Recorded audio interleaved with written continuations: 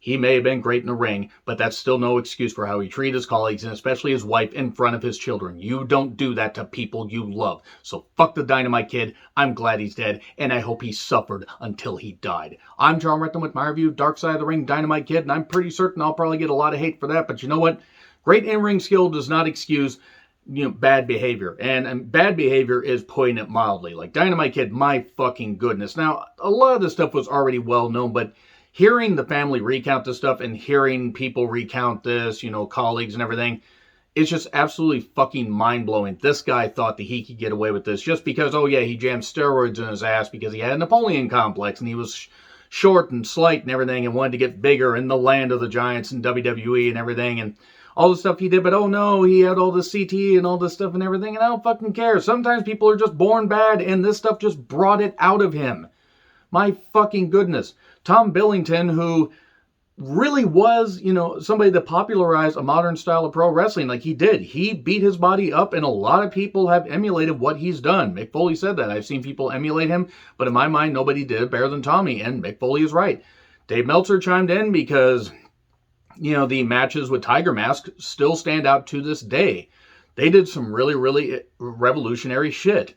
But my fucking goodness, that doesn't excuse... It's like the people that say about Chris Benoit, oh, Chris Benoit was a great wrestler, he should be in the Hall of Fame. No, he fucking shouldn't. And Dynamite Kid, all the shit that he did to his own family, his wife, and his children having to witness this. What the actual shit? How fucking toxic, how fucked up in the head do you have to be? How devoid of human kindness do you have to be to do something like that? My fucking goodness. Anyway, so... he had to overcome a smaller stature, and he made his style harder hitting than anybody, because he really was beating his body up. He really was hitting those high impact maneuvers, the diving headbutt and all that stuff, and the drop kicks and the corner bumps and all that, and seeing some of the stuff Dynamite Kid did, like seeing the matches with Tiger Mask and the stuff that he did in Stampede with Bret Hart. He did a lot of really, really good stuff. But, injuries, roid abuse, small man complex. He loved to pull ribs on people, beat people up and everything. He sacrificed his body, his family, and everything for wrestling. And sure, a lot of people do that. But you know what? A lot of wrestlers don't end up abusing their families. They may get a little bit angry with people because they had success and then they fell so goddamn fast. But a lot of wrestlers don't do that. A lot of wrestlers fucking don't. And sure, other wrestlers have done worse. Dynamite Kid didn't end up killing anybody that we know about. Unlike Chris Benoit, who did and should never be in the fucking Hall of Fame because of it, because he killed his wife and child. But yeah, Dynamite Kid's impact on wrestling was gigantic, and he had a positive influence on the business side of it. He did. And Lance Storm chimed in about that, and that was really good to hear from Lance Storm, and I love hearing Lance chime in about this, and I can imagine that Lance might have had his style influenced a bit by Dynamite Kid. I don't know, I'm just guessing. But Michelle, Dynamite's widow, talks about Dynamite in Calgary, how Bret's first wife, Julie, how they had a close relationship and everything, and it was love at first sight. They were married at, she was 18. I imagine Dynamite was a little bit older, but had a letter. She got emotional reading a letter about raising a family, and there was some good stuff to this. Like, you can genuinely tell that she loved the guy, and even despite all the shit he did to her. Daughter, Browen, I hope I pronounced that right. That's the one name I just cannot get right. She's the oldest daughter. She talks about, having a ring in the backyard and playing around, that kind of stuff. And Amaris, the youngest daughter, I believe that was, Michelle said that name translates to gift from God, which, hey, a lot of people consider their children a gift from God, and Michelle seems like she's raised her kids right, and good for her. That's what you do as a parent. You don't abuse your spouse in front of your children and scar them and everything. You don't do that. Talks about him as a dad. Foley talks about seeing the matches with Tiger Mask, and Meltzer even says there's no junior heavyweights, this kind of stuff. Guys like Liger and everything without the influence of Dynamite Kid, which is likely true. And he had no regard for his body. You saw some of the bumps he would take into the guardrail and everything. And signed with WWE in 1984. They really did skip over a whole lot of stuff. They showed some of the stuff in Stampede, but not a lot of it. The roid abuse went off the charts. Dan Spivey, who had this giant earthworm inside the side of his head, and I just couldn't fucking ignore it. Seriously, it was insane. The vein was as big as a skyscraper, if you'll see what I did there. He was like Mighty Mouse, and talked about roids, and then Gary Ports, who was Scott McGee, and I knew I recognized the name. I couldn't really tell you where. They showed a little bit of footage of him wrestling Jake Roberts in 1986. He came to America, started wrestling in 1978. I don't know if he's Canadian or Italian. I'm not really totally sure. I couldn't really tell with the accent. They'd give each other roid shots. They'd do roid dart boards and everything, because that's what you fucking do when you're on the road. You do that kind of, I mean, granted, roid abuse was like crazy everywhere. It was crazy in any of the territories that were remaining. It was definitely crazy in WWE because the road schedule was insane. They would go from the East Coast to the West Coast. They would sometimes travel overseas and then travel back, and it would just do all these shows. And it was insane, the schedule that they would have. But Vince McMahon has national and international expansion. British Bulldogs were successful. They did kind of skip over how they got upset and went to All Japan, and then Vince McMahon had to talk to Giant Baba. This is when he had to deal with Antonio Inoki, and you can imagine that Vince McMahon was probably, none too pleased that Japanese media saw him, like talking to Baba, but it was what it was. British Bulldogs come back. They do have success right off the bat. Jacques Rougeau, who to me stole the goddamn show, he was, part of the fabulous Rougeaus and was the Mountie, and he always gets his man. But yeah, he talks about Dynamite walking into a dressing room with a needle sticking out of his butt because he was a roid freak and everything. And again, he wasn't the only one, but look at him in Stampede and then look at him in WWE. It was mind-blowing. It was insane. I'm amazed he could move. No wonder his body broke down, because his body probably couldn't take it because he was small in stature. And Dynamite was like all amped up. We're gonna have a good fucking match tonight. He was like a beast and everything. Like, he was a little scared of him, which, yeah, understandable. You'd be scared of somebody on that many roids. Mania 2 title victory. Mania 2, not exactly revered as a great WrestleMania, but is what it is. Excuse me. And he starts to put up-and-coming wrestlers through the shit that he went through, like, because they talk about he was a product of the Snake Pit in Wigan, UK, how he was beat up and everything, and he wanted everybody to pay the dues. Like, he did fully recounts how he had his jaw broken, he couldn't eat solid food for 3 weeks. He's told that story numerous times. Violence spills outside the ring and into home life, and his career basically comes to a crushing halt pretty quickly. Like, he really, I don't want to say he was a flash in the pan, but as far as like the amount of years he was in wrestling, like, it was only really about 10 hot years. And even then, it might not even been 10. And the kids show memorabilia, like the action figures and everything, and the posters and that kind of stuff. And he was a notorious ribber. A guy, they talked about putting a sleeping pill in there, and they shit in his bag, and that the guy actually went home to North Carolina. Jacques talks about life on the road, how, yeah, it's funny now, but at times, like, it could get a little bit maddening because you haven't seen your kids in 20 days. Maybe you lost your bag and you got to recover your bag. It's very stressful being on the road.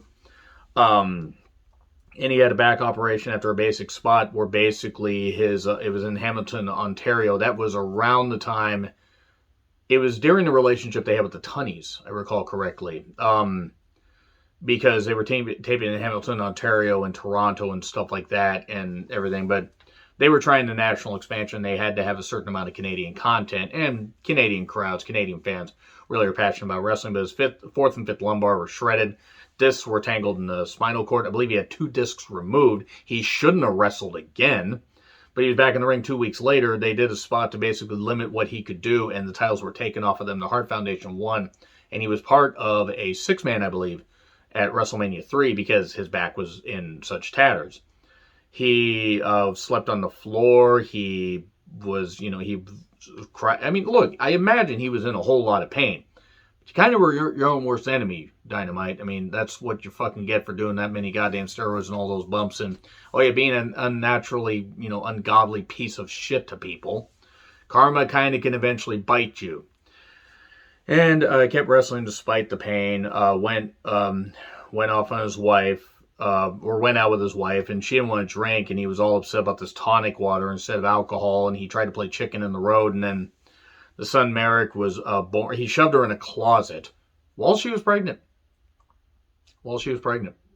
And then son Merrick was born. He wanted to raise him right, and that didn't really last long because of all the roid abuse and all the fact that, yeah, he was a piece of shit. So, 20-minute Broadway with the Rougeaus at SummerSlam 88. That match wasn't well received. I mean, it was a well received match, but the result wasn't because it's like the first ever SummerSlam and the first match ends on Broadway.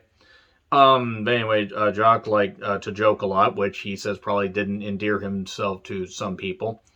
And they kind of skipped over some of this story, but as I recall hearing the story correctly, there had been like some ribs being played and everything. And even though Mr. Perfect was the one doing it, because Kurt Hennig loved to play ribs because that's just what he fucking did. And I miss Mr. Perfect every day because he was a great goddamn talent. Imagine what he could do now helping, tutor young people.